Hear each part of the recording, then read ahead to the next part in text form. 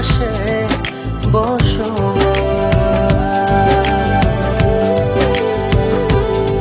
প্রেমে দরজা খোলো না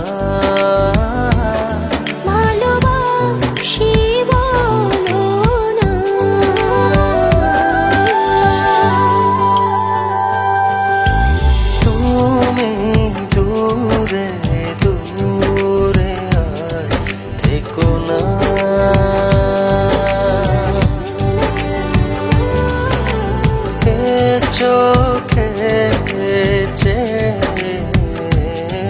দেখো না